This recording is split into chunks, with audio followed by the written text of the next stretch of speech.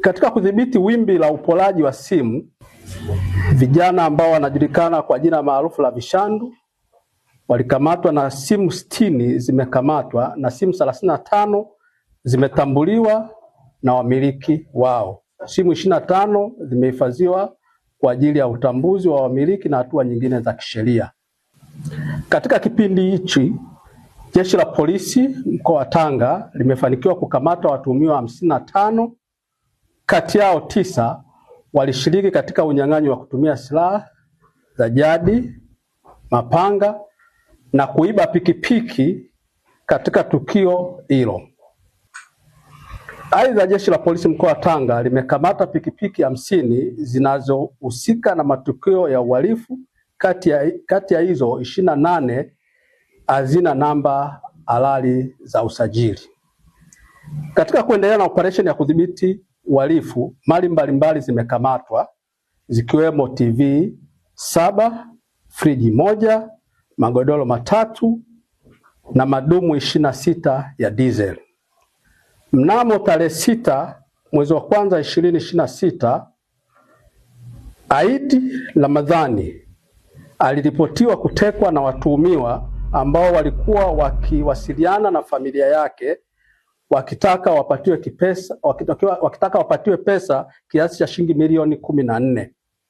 Tarehe 19 mwezi wa kwanza 2026 majira ya saa 3 asubuhi, Jeshi la Polisi mkoa wa Tanga lilifanikiwa kuwakamata watuhumiwa wawili ambao ni Stefan Elias miaka 27, mfanyabiashara mkazi wa Mabogini, Kilimanjaro,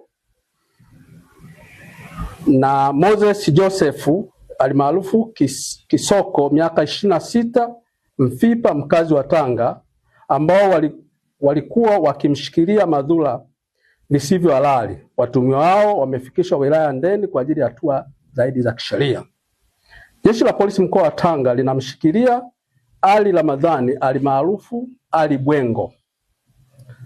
Huyu ana miaka 36, fundi welding mkazi wa Amboni, Tanga, ambaye anatuhumiwa kwa makosa mbalimbali ikiwemo unyang'anyi wa kutumia silaha katika tukio lililotokea tarehe 19 mwezi wa 8 2025 majira ya saa 4:15 eneo la Amboni.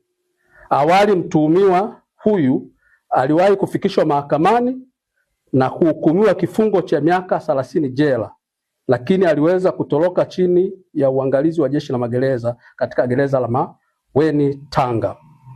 Baada ya ufuatiliaji wa kina, mtuhumiwa alikamatwa na taratibu za kisheria zinaendelea ili afikishwe kwenye vyombo vya sheria kwa hatua zaidi. Katika kudhibiti wimbi la dawa za kulevya mkoani hapa, jumla ya kilo 104 za mirungi zimekamatwa na kilo 26.6 za bangi zimekamatwa.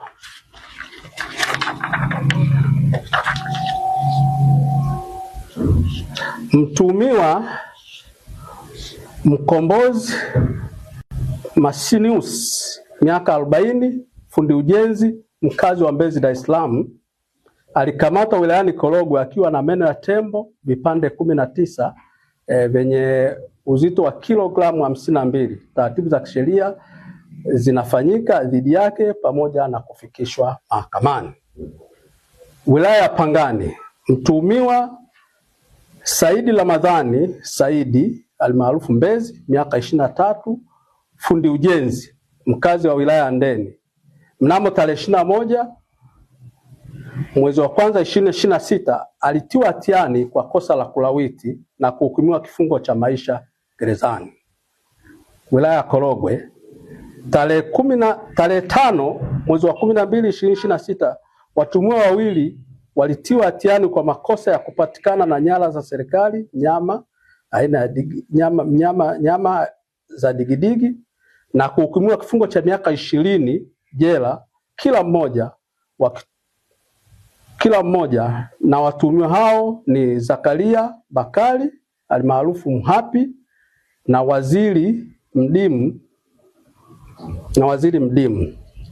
Katika kupambana na makosa ya maadili, watuhumiwa wawili wametiwa hatiani kwa kosa la shambulio la aibu ambaye ni Kombo Salim Omari na Danford Andrew almaarufu Komba, walihukumiwa kwenda jela kutumikia adhabu ya miaka 20. Jeshi la Polisi mkoa wa Tanga linatoa wito kwa wananchi kuendelea kushirikiana na jeshi la polisi kwa kutoa taarifa za uhalifu na wahalifu kwa wakati ili hatua za kisheria ziweze kuchukuliwa dhidi ya wahusika wote na wote wanaokiuka sheria za nchi. Asanteni.